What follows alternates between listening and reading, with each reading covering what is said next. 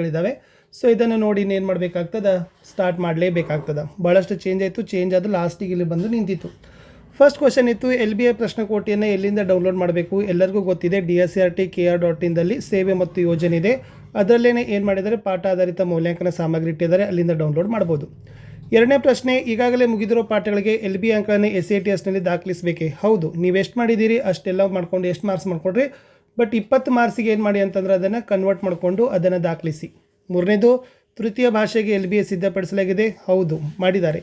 Bilingual ತರಗತಿಗಳಿಗೆ NBA ಅನ್ವಯಿಸುತ್ತದೆ. S. 1ರಿಂದ 3ನೇ ತರಗತಿವರೆಗೆ LBA ಪ್ರಶ್ನಕೋಟಿ ಇದೆ. 4ರಿಂದ 7ನೇ ತರಗತಿಯವರೆಗೆ ಸಿದ್ಧಪಡಿಸ್ತಾ ಇದ್ದಾರೆ ಬೈಲಿಂಗ್ವಲ್ ದ್ವಿಭಾಷಾ ಶಾಲೆಗಳಲ್ಲಿ. ಇನ್ನು ಪಠ್ಯಾಧಾರಿತ ಮೌಲ್ಯಾಂಕನಕ್ಕೆ ಎಲ್ಲ ಪ್ರಶ್ನೆಗಳನ್ನು LBA ಪ್ರಶ್ನಕೋಟಿಯಿಂದನೇ ಕೇಳಬೇಕೆ ಅಂತ ಕೇಳಿದ್ದಾರೆ. ಹೌದು, ಯಾಕಂದರೆ ಈ ಕಲಿಕಾ ಪ್ರಕ್ರಿಯೆಯಿಂದ ಮೌಲ್ಯಾಂಕನ ಪ್ರಕ್ರಿಯೆವರೆಗೆ ಪ್ರಶ್ನಕೋಟಿನ ಪ್ರಶ್ನೆಗಳು ಬಳಕೆಯಾಗಬೇಕು. ಉದ್ದಿಷ್ಟವಾರು ಪ್ರಶ್ನೆಗಳ ಕಠಿಣತೆಯ ಮಟ್ಟಕ್ಕೆ ಅನುಗುಣವಾಗಿ LBAಯಿಂದ ಪ್ರಶ್ನೆಗಳನ್ನು ಆಯ್ಕೆ ಮಾಡಿ ಪ್ರಶ್ನೆ ಪತ್ರಿಕೆಯನ್ನು ತಾವೇ ರಚಿಸ್ಕೊಳ್ಬೇಕು. ಹಾಗಾದರೆ FLN ಮಕ್ಕಳಿಗೆ LBA ಮಾಡಬೇಕಾ? ಹೌದು, FLN ಮಕ್ಕಳಿಗೂ ಮಾಡಬೇಕು. ಆಮೇಲೆ FLN ಸಾಧಿಸಿದ ಮಕ್ಕಳಿಗೂ ಕೂಡ ಮಾಡಬೇಕು. ಸೊ ಅವ್ರಿಗೂ ಹೊಂದಾಣಿಕೆ ಆಗ್ತಕ್ಕಂಥ ಸೇಮ್ ಪ್ರಶ್ನೆಗಳನ್ನು ತೆಗೆದುಕೊಂಡು ಅವ್ರಿಗೂ ಕೂಡ ಮೌಲ್ಯಮಾಪನ ಮಾಡಿ ಅಂಕಗಳನ್ನು ದಾಖಲಿಸಬೇಕು. ಇನ್ನು ಉರ್ದು ಮಾಧ್ಯಮಕ್ಕೆ ಕೇಳಿದ್ದಾರೆ, ಅದರ ರಚನೆ ಮತ್ತು ಭಾಷಾಂತರ ನಡೀತಾ ಇದೆ ಅಂತ ಹೇಳಿದ್ದಾರೆ. ಹಾಗಾದರೆ ಕ್ವಶನ್ ಪೇಪರ್ ಪ್ಯಾಟರ್ನ್ ಹೇಗಿದೆ ಇದು ಸ್ವಲ್ಪ ನೋಡ್ಕೊಡ್ರಿ, ಯಾಕಂದರೆ ಇದೇ ಇತ್ತು ಎಲ್ಲರದ್ದು ತಲೆಯಲ್ಲಿ. ನೋಡಿರಿ, ಎಲ್ಲ ರೀತಿಯ ಪ್ರಶ್ನೆಗಳನ್ನುಗಳಂತೆ ಪ್ರಶ್ನೆ ಪತ್ರಿಕೆಯನ್ನು ರಚಿಸಬೇಕು. ಆಲ್ ಟೈಪ್ ಆಫ್ ಅಂದರೆ ವೆರಿ ಶಾರ್ಟ್ ಆಗಿರ್ಬೋದು, ಶಾರ್ಟ್ ಆನ್ಸರ್ ಆಗಿರ್ಬೋದು, ಮತ್ತು ಎಸ್ಸೆ ಟೈಪ್ ಆಗಿರ್ಬೋದು. ಓಕೆನಾ? ಇಲ್ಲಿ 1ರಿಂದ 5ನೇ ತರಗತಿಗೆ 10 ಲಿಖಿತ ಇರಬೇಕು, 5 ಮೌಖಿಕ ಇರಬೇಕು. ಬಟ್ 6ರಿಂದ 10ನೇ ತರಗತಿಯವರಿಗೆ 20 ಅಂಕಗಳ ಲಿಖಿತ ಅಂತ ಹೇಳಿದ್ದಾರೆ. 20 ಮಾರ್ಕ್ಸ್ ಓರಲ್ ಅಂತ ಹೇಳಿದ್ದಾರೆ. ಓಕೆನಾ? ಇದು ಕೂಡ 20ಯಲ್ಲಿ ಏನು ಮಾಡಿದ್ದಾರೆ, ಮರುಸಿಂಚನ ಅನ್ವಯಿಸುವ ಜಿಲ್ಲೆಗಳಲ್ಲಿ LBAಯಿಂದ 15 ಅಂಕದ ಪ್ರಶ್ನೆಗಳು, ಮರುಸಿಂಚನದಿಂದ 5 ಅಂಕದ ಪ್ರಶ್ನೆಗಳು. ಹಾಗಾದರೆ ಎಲ್ಲಿ ಮರುಸಿಂಚನ ಇಲ್ಲಲ್ಲ, ಅಲ್ಲಿ ಡೈರೆಕ್ಟ್ LBAದಿಂದ 20 ಅಂಕಗಳ ಪ್ರಶ್ನೆಗಳನ್ನು 6ರಿಂದ 10ನೇ ತರಗತಿಯವ್ರಿಗೆ ಏನು ಮಾಡಬೇಕು, ಕೇಳಬೇಕು. ಇದೇ ಫೋಕಸ್ ಮಾಡಬೇಕಾಗಿತ್ತು. ಆಲ್ರೆಡಿ ಹೇಳಿದ್ದೀವಿ ಅಂತ ಅನಿಸುತ್ತೆ. ಅರ್ಥ ಮಾಡಿಕೊಡ್ರಿ. 1ರಿಂದ 5ನೇ ತರಗತಿಗೆ ಮಾತ್ರ ಓರಲ್ 5 ಇಟ್ಟಿದ್ದಾರೆ. 6ರಿಂದ 10ಕ್ಕೆ 20 ಅಂಕಗಳ ರಿಟರ್ನ್ ಟೆಸ್ಟ್ ಪೇಪರೇ ಇಟ್ಟಿದ್ದಾರೆ. ಎಸ್. ಮುಂದೆ ರೂಪನಾತ್ಮಕ ಮೌಲ್ಯಾಂಕನ ಮತ್ತು ಸಂಕಲನಾತ್ಮಕ ಮೌಲ್ಯಾಂಕನಗಳನ್ನು SA ಮಾಡುವ ಅವಶ್ಯಕತೆ ಇದೆ. ಹೌದು, SA FAಗಳನ್ನು ಮಾಡಲೇಬೇಕು. ಇದರಲ್ಲಿ ಯಾವುದೇ ವ್ಯತ್ಯಾಸ ಇಲ್ಲ. ಹಿಂದಿನ ಏನು ವರ್ಷಗಳಲ್ಲಿ ಏನು ಇಲಾಖೆಗಳು ನೀಡಿರ್ತಕ್ಕಂಥ ಸುತ್ತೋಲೆ ಇದೆ ಅದನ್ನು ಪಾಲಿಸಲೇಬೇಕು ಅನ್ನೋದನ್ನು ಸುತ್ತೋಲೆಗಳನ್ನು ಕೂಡ ಕೊಟ್ಟಿದ್ದಾರೆ. ಇನ್ನು LBA ಅಂಕಗಳನ್ನು SSLC ಆಂತರಿಕ ಅಂಕಕ್ಕೆ ಪರಿಗಣಿಸ್ತಾರೆ ಅಂತ ಕೇಳಿದ್ರು. ಇಲ್ಲ. ಇನ್ನು LBA ಮಾಡುವಾಗ ಮಕ್ಕಳನ್ನು ಗೈರು ಹಾಜರಾತಿ, ನಿರಂತರ ಗೈರು ಹಾಜರಾತಿದ್ರೆ ಏನು ಮಾಡಬೇಕಂತ ಕೇಳಿದರೆ ಅಬ್ಸೆಂಟ್ ಅಂತ ನಮೂದಿಸ್ರಿ. LBA ಖಾಸಗಿ ಶಾಲೆಗೆ ಇದೆ. ಎಸ್. ರಾಜ್ಯ ಪಠ್ಯಕ್ರಮದ ಎಲ್ಲ ಶಾಲೆಗಳಿಗೂ ಇದೆ. ಇನ್ನು ಎಲ್ಲ ತರಗತಿಗಳ ಎಲ್ಲ ಹಂತದ ಮೌಲ್ಯಾಂಕನಗಳಿಗೆ LBA ಪ್ರಶ್ನಕೋಟಿ ಪ್ರಶ್ನೆಗಳನ್ನು ಪರಿಗಣಿಸಬೇಕೆ? ಹೌದು, ಇದನ್ನು ಪರಿಗಣಿಸಲೇಬೇಕು.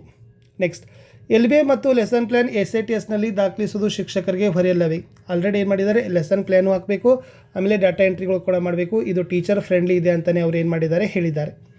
ಇನ್ನು SATSನಲ್ಲಿ ಅಂಕಗಳನ್ನು ವಿಭಾಗವಾರು ದಾಖಲಿಸಲು ಅವಕಾಶ ಕಲ್ಪಿಸಲಿದೆ. ಹೌದು, ಅಲ್ಲಿ ವಿಭಾಗವಾರುನೇ ಏನು ಮಾಡಿದ್ದಾರೆ, ದಾಖಲನ್ನು ಮಾಡಲಿಕ್ಕೆ ಅವಕಾಶವನ್ನು ಕೊಟ್ಟಿದ್ದಾರೆ.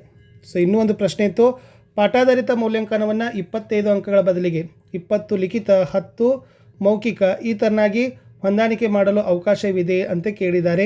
ಅವರಿಗೆ ಸ್ಪಷ್ಟವಾಗಿ ಹೇಳಿದ್ದಾರೆ 1 to 5 10 ಲಿಖಿತ, 5 ಮೌಖಿಕ, 6 to 10 20 ಲಿಖಿತ ಅಂತ ಹೇಳಿದ್ದಾರೆ. ಮರುಸಿಂಚನ ಇದ್ದಲ್ಲಿ 15 ಪಠ್ಯದಿಂದ, 5 ಮರುಸಿಂಚನದಿಂದ. ಮರುಸಿಂಚನ ಇರದೇ ಇರುವ ಜಿಲ್ಲೆಗಳಲ್ಲಿ 20 ಅಂಕಗಳ ಪ್ರಶ್ನೆಗಳನ್ನು LBAಯಿಂದಲೇ ತೆಗಿಬೇಕು. ಭಾಷೆಯಲ್ಲಿ ಪ್ರತಿ LBAಗೆ 1 ಪಾಠ 1 ಪದ್ಯವನ್ನು ಸೇರಿಸಿ ಪರಿಗಣಿಸಬಹುದೇ? ಇಲ್ಲ. ಮೇ ಬಿ ಇದು ಸೆಕೆಂಡ್ ಲ್ಯಾಂಗ್ವೇಜ್ ಇಂಗ್ಲೀಷ್ನಲ್ಲಿ ಏನೋ ಒಂದು ಪ್ರಾಬ್ಲಮ್ ಇತ್ತು. ಒಂದು ಪ್ರೋಜು ಮತ್ತು ಒಂದು ಪೋಯಟ್ರಿ ಇತ್ತು. ಸೊ ಎರಡೂ ಕೂಡಿ ಏನು ಮಾಡ್ತಿದ್ರು, ಒಂದನ್ನೇ ಅಂತ ಮಾಡ್ತಿದ್ರು. ಬಟ್ ಅವರಿಲ್ಲ ಅಂತ ಹೇಳಿದರೆ ಸಪ್ರೇಟಾಗಿ ಮಾಡಲಿಕ್ಕೆ ಹೇಳಿದ್ದಾರೆ. ಇನ್ನು ಎಲ್ಲ ತರಗತಿಗಳ ಸಮಾಜ ವಿಜ್ಞಾನ ವಿಷಯಗಳಲ್ಲಿ ಪಾಠಗಳ ಸಂಖ್ಯೆಗಳು ಹೆಚ್ಚಾಗಿದ್ದು 2-3 ಪಾಠಗಳನ್ನು ಸೇರಿಸಿ LBA ಮಾಡಬಹುದು ಅಂತ ಕೇಳಿದರೆ ಇಲ್ಲ, ಖಡಾಖಂಡಿತವಾಗಿ ಅವರು ಇಲ್ಲ ಅಂತ ಹೇಳಿದರೆ ಪ್ರತಿ ಪಾಠಕ್ಕೂ ಕೂಡ LBAಗಳನ್ನು ಮಾಡಲಿಕ್ಕೆ ಹೇಳಿದ್ದಾರೆ. ಇನ್ನು SATS ತಂತ್ರಾಂಶದಲ್ಲಿ ಆಗಲು OTP ಎಂಟ್ರಿ ಮಾಡಲು ಆಗುತ್ತಿಲ್ಲ. ಸೊ ನೋಡಿ, ಫಸ್ಟ್ ಏನು ಮಾಡಬೇಕು, EDS ಮತ್ತು SATನಲ್ಲಿ ಮೊಬೈಲ್ ನಂಬರನ್ನು ಅಪ್ಡೇಟ್ ಮಾಡಿ ಅಂತ ಹೇಳಿದ್ದಾರೆ. ಇನ್ನು LBA ಅಂಕ ದಾಖಲಿಸಲು ಅನುದಾನಿತ ಶಾಲಾ ಶಿಕ್ಷಕರಿಗೆ SATS ಲಾಗಿನ್ ID ಹೇಗೆ? ಸೊ ಗೌರ್ಮೆಂಟ್ ಅವ್ರಿಗಂತಲೂ ಕೂಡ HRMSನಲ್ಲಿರ್ತಕ್ಕಂಥ KG ID ಕೊಟ್ಟಿದ್ದಾರೆ. ಸೊ ಏಡೆಡ್ದವ್ರಿಗೆ ಏನು ಕೊಟ್ಟಿದ್ದಾರೆ ಅಂತಂದರೆ HRMS ಲಾಗಿನ್ ಐಡಿಯಲ್ಲಿ ಸೊ ಅದರಲ್ಲಿ ಎಂಪ್ಲಾಯ್ ನಂಬರ್ ID ಅಂತ ಇರ್ತದೆ, ಅದನ್ನೇ ನೀವೇನು ಮಾಡ್ಬೋದು, ಯೂಸ್ ಮಾಡ್ಬೋದು. ಇನ್ನು ಲೆಸನ್ ಪ್ಲ್ಯಾನ್ ಮತ್ತು LBA ದಾಖಲಿಸಲು ಮೊಬೈಲ್ನಲ್ಲಿ ಅವಕಾಶ. ಸೊ ಮೊಬೈಲ್ನಲ್ಲಿ ದಾಖಲಿಸ್ಬೋದು. ವಿದ್ಯಾರ್ಥಿಗಳ ಪೂರ್ಣ ಹೆಸರು LBAಯಲ್ಲಿ ಬರುತ್ತಿಲ್ಲ. ಸೊ ಫಸ್ಟ್ ಏನಾಗಿತ್ತು, ಕೇವಲ SATS ನಂಬರ್ ಬರ್ತಿತ್ತು, ಫಸ್ಟ್ ನೇಮ್ ಏನೋ ಬರ್ತಿತ್ತು ಅಂತ ಹೇಳಿದರು. ಸೊ ಇವಾಗ ಏನು ಮಾಡ್ತಾ ಇದ್ದಾರೆ, ಫುಲ್ ನೇಮನ್ನೇ ಪ್ಯಾಚ್ ಮಾಡ್ತಿದ್ದಾರೆ. ಸೊ ಆ ಥರನಾಗಿರ್ತಕ್ಕಂಥದ್ದಿದೆ. ಒಟ್ಟಾರೆಯಾಗಿ 20 ಅಂಕಗಳಿಗಿರ್ತಕ್ಕಂಥ ಪರೀಕ್ಷೆ ನಡೀತಾ ಇದೆ. ನಾವೆಲ್ಲರೂ ಕೂಡ ಸಜ್ಜಾಗಲೇಬೇಕಾಗಿದೆ. ಅದನ್ನು ಕ್ರಮವಹಿಸಿ ಮಾಡೋಣ ಅಂತ ಹೇಳ್ತಾ ಇಲ್ಲಿಯವರೆಗೆ